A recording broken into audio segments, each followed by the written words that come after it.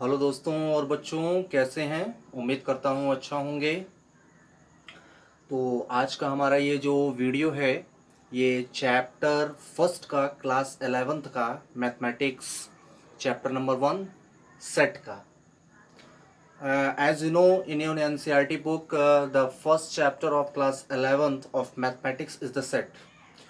So एक बार मैं फिर से आपका स्वागत करता हूँ डी रूट्स क्लासेस मैथमेटिक्स के लिए।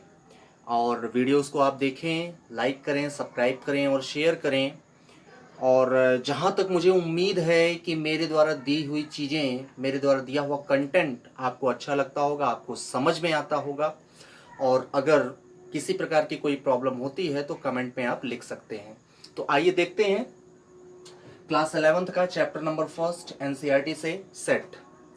तो देखिए, सबसे पहला कॉमन कॉन्सेप्ट ये आता है कि सेट होता क्या चीज़ है, व्हाट इज द सेट। सबसे पहले यही चीज़ है कि व्हाट इज सेट। आइए देखते हैं, व्हाट इज सेट। सबसे पहला ये क्वेश्चन आता है हमारा कि व्हाट इज सेट, सेट होता क्या चीज़ है। तो बहुत ही सिंपल डेफिनेशन है सेट की। है क्या? Set is well defined collection of objects.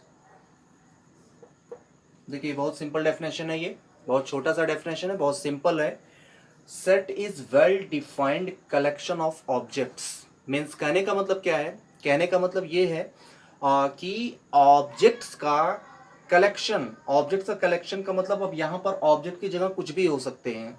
Letters हो सकते हैं, नंबर्स हो सकते हैं, पर्सन हो सकते हैं, है ना, या कोई फेमस पर्सन हो सकते हैं, ठीक है, या बिजनेस टाइकून्स हो सकते हैं, या स्पोर्ट्समैन हो सकते हैं। मीन्स कहने का मतलब ये है XYZ कुछ भी हो सकता है यहाँ पर ऑब्जेक्ट की जगह पर।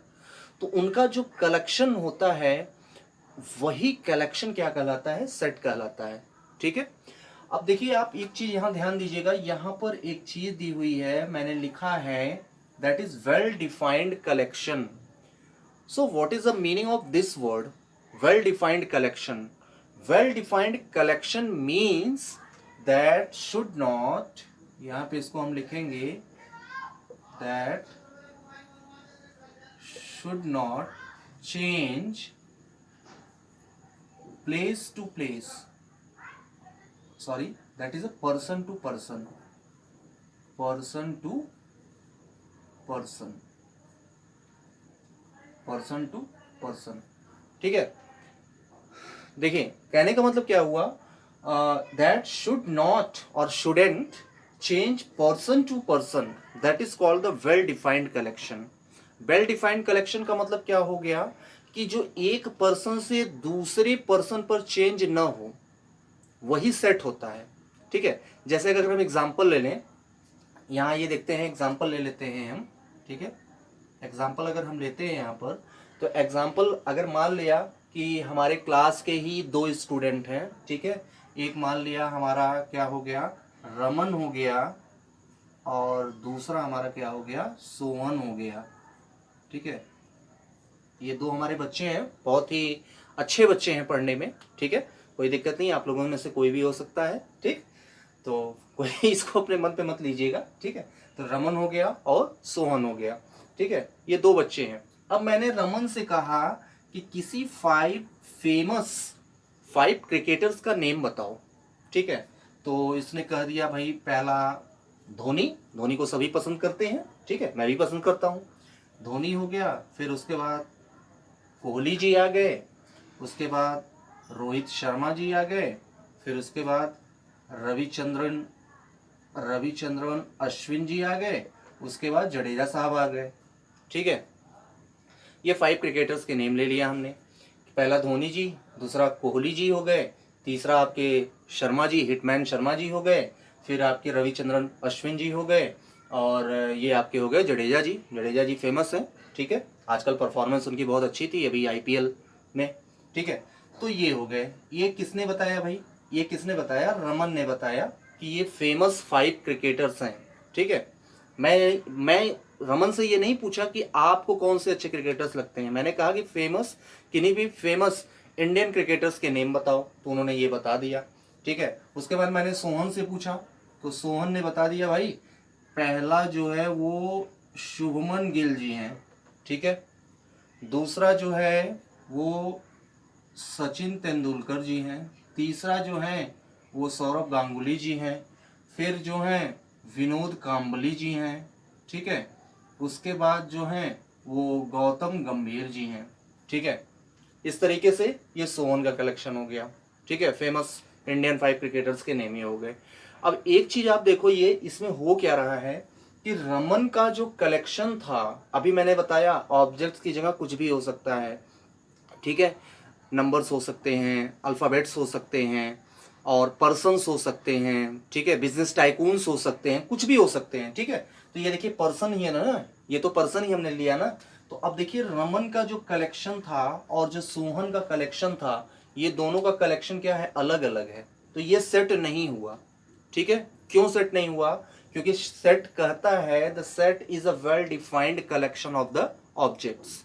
मीन्स कहने का मतलब, अब यहां मैंने बताया, here I have explained here the well defined collection means that shouldn't change from person to person, means एक पर्सन से दूसरे पर्सन पर चेंज नहीं होना चाहिए। लेकिन यहां पर रमन का कलेक्शन कुछ दूसरा हो रहा है और सोहन का कलेक्शन कुछ दूसरा हो रहा है। तो यहां पर दो पर्सन है, दोनों पर्सन के बीच अगर मैंने कलेक्ट करने के लिए कहा, कोई कलेक्शन पूछा था मैंने फेमस इंडियन क्रिकेटर्स का, तो दोनों ने कलेक्शन अलग अलग बताया। तो ये दोनों क्या है? सेट आपके नहीं है। ठीक है, तो सेट होने का मतलब क्या हुआ? सेट होने का मतलब क्या होना चाहिए? एक पर्सन से जब दूसरे पर्सन पर जाए तो सेम होना चाहिए। ठीक है, आइए देखते हैं अब दूसरा एग्जांपल क्या हो सकता है। ये तो सेट न होने का एग्जांपल हुआ।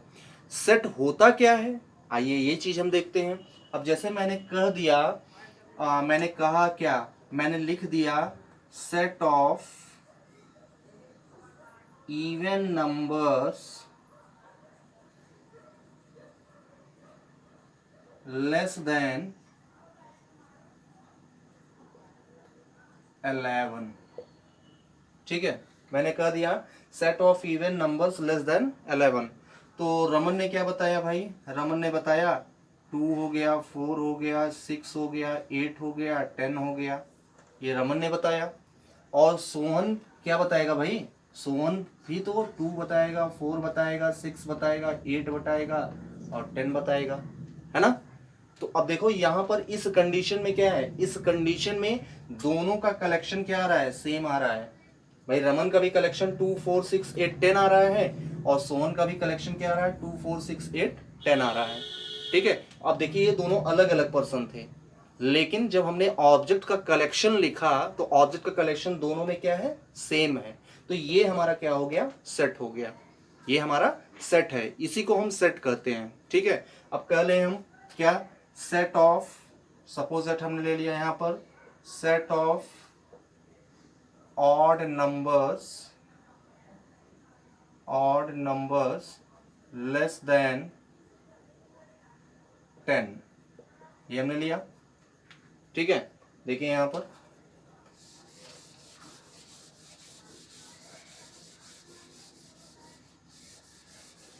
वीडियो को पॉज करके आप लोग नोट करते रहा करें। जहां आपको लगता है कि नोट करना चाहिए, वीडियो को पॉज करके नोट कर लेंगे आप। यहाँ पर मैंने क्या लिया? Set of odd numbers less than 10। तो हमने कौन कौन सा लिया था भाई? दो स्टूडेंट को, रमन लिया था और क्या लिया था हमने? सोहन लिया था, ये हमने लिया था। ठीक है, तो क्या आएगा भाई? Set of odd numbers less than 10 में क्या आएगा? 1 3 5 7 9, ये आ गया रमन का। तो सोहन का भी तो यही आएगा ना भाई, 1 3 5 7 9, ये। ठीक है, मीन्स दोनों का कलेक्शन क्या है? सेम है। तो ये हमारा क्या हो गया? सेट हो गया। ठीक है, तो मुझे जहां तक लगता है कि आप सेट समझ गए। ठीक है, सेट होता क्या है? सेट का मतलब, set is a well defined collection of the objects. Well defined means that should not change from person to person, means एक पर्सन से दूसरे पर्सन से जब ऑब्जेक्ट का जो कलेक्शन होता है वो क्या होता है, चेंज नहीं होता है, that is called the set. If there is a variation between two or more person then in the objects then that is the not a set. अगर एक पर्सन से दूसरे पर्सन तक अगर हम किसी ऑब्जेक्ट का कलेक्शन लेकर के जाते हैं और वो ऑब्जेक्ट का कलेक्शन चेंज हो जाता है so that is not set, तो वो हमारा सेट नहीं होता है. ये चीज आप ध्यान रखिएगा, ठीक है. तो ये हमारा था सेट. अब देखिए सेट को हम रिप्रेजेंट कैसे करते हैं, लिखते कैसे हैं सेट को, ठीक है. जैसे यही चीज है हमारा 1 3 5 7 9 और ये भी वही सेम चीज है, ठीक है. तो सेट को लिखेंगे कैसे हम, जितने भी, अब जैसे यही हमने लिया 1 3 5 7 9, ठीक है. तो ये क्या है हमारे, ये इनको बोलते हैं हम एलिमेंट्स ऑफ द सेट. इनको हम क्या बोलेंगे, एलिमेंट्स ऑफ द सेट या ऑब्जेक्ट्स ऑफ द सेट या मेंबर ऑफ द सेट, ठीक है. तीनों कह सकते हैं हम. क्या क्या कह सकते हैं हम, इनको हम क्या कह सकते हैं, इनको हम कह सकते हैं members of set, objects of the set और या एलिमेंट ऑफ द सेट, ठीक है. Elements of the set. तो ये तीनों चीजें हम कर सकते हैं. किसके लिए, ये, ठीक है. अब आइए देखते हैं हम सेट को रिप्रेजेंट किस तरीके से करेंगे. तो सेट को रिप्रेजेंट करने के लिए हम करते क्या हैं कि अब ये भाई ये हमारा सेट है, सेट हम बना रहे हैं तो इसको हम क्या करेंगे, किसी कैपिटल लेटर से हम इसको इंडिकेट करेंगे. मान लिया इसको ए, तो ए इज इक्वल टू, इसको हम क्या करेंगे, करली ब्रेसेस में हम यहाँ पर क्या कर दें, इंडिकेट करेंगे, ठीक है. यहां से हम इसको करली ब्रेसेस में क्या कर देते हैं, इंडिकेट करते हैं. और ये जो एलिमेंट्स है, एलिमेंट्स में सेपरेशन होना चाहिए. सेपरेशन कैसे करेंगे हम, बाई कॉमाज. हम कॉमाज के थ्रू क्या कर देंगे, सेपरेशन कर देंगे, ठीक है. ये लाइन अब मत ड्रॉ कर देना, ये लाइन तो मैंने केवल इंडिकेट करने के लिए किया है, ये लाइन नहीं होती है, ठीक है. ऐसा नहीं कि ये लाइन आप ड्रॉ कर देंगे, ऐसा कुछ नहीं होता है इसमें, ठीक है. ये लाइन नहीं होती है, ये केवल मैंने आपको समझाने के लिए लाइन ड्रॉ किया हुआ था. तो इस तरीके से ये हमारा क्या हो गया, सेट का रिप्रेजेंटेशन हो गया.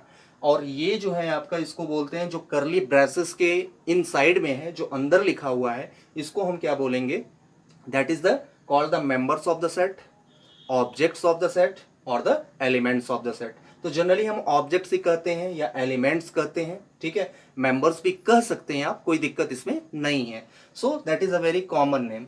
सो आई होप ये चीजें आपको समझ में आ गई हैं. आइए अब हम देखते हैं सेट रिप्रेजेंटेशन. भाई अभी तो आप सोचेंगे सर ने तो अभी बताया सेट रिप्रेजेंटेशन, तो सेट को कैसे रिप्रेजेंट करते हैं, बट यहाँ पर कुछ मेथड्स होते हैं, उन मेथड्स के थ्रू हमें क्या करना होता है, सेट को रिप्रेजेंट करना होता है, ठीक है. सो द नेक्स्ट आइए देखते हैं कि सेट रिप्रेजेंटेशन होता क्या चीज है.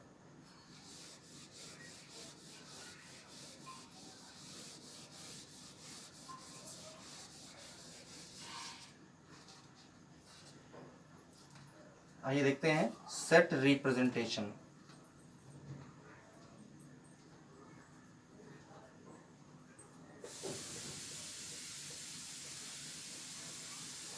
देखिए जो सेट को रिप्रेजेंट किया जाता है वो दो तरीके से रिप्रेजेंट किया जाता है, ठीक है.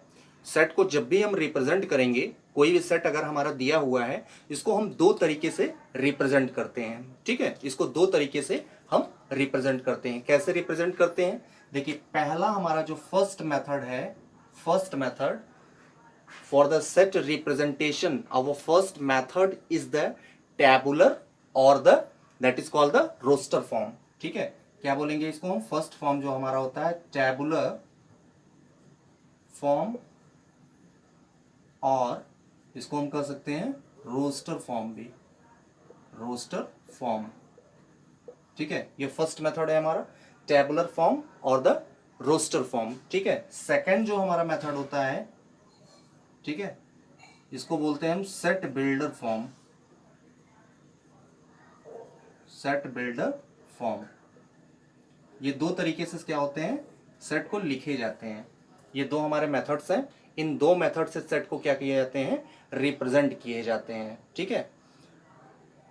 टेबुलर फॉर्म, टेबुलर फॉर्म को हम रोस्टर फॉर्म कहते हैं, और ये आपका सेकंड जो होता है सेट बिल्डर फॉर्म, ठीक है. तो आइए अब हम देखते हैं वन बाय वन कि टेबुलर फॉर्म क्या होता है या रोस्टर फॉर्म, उसके बाद हम बात करेंगे सेट बिल्डर फॉर्म में, ठीक है. आइए फर्स्ट हम देखते हैं टैबुलर फॉर्म, कि टैबुलर फॉर्म होता क्या चीज है।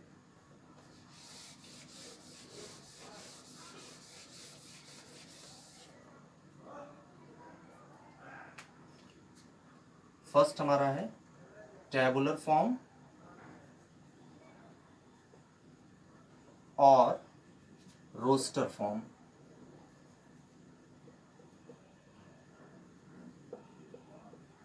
ठीक है, टैबुलर फॉर्म और रोस्टर फॉर्म। तो टैबुलर फॉर्म कहता क्या है कि इसको हम देखिए जानेंगे कैसे, हम लिखेंगे कैसे इसको, टैबुलर फॉर्म को लिखा कैसे जाता है। ठीक है, या और रोस्टर फॉर्म होता क्या चीज़ है।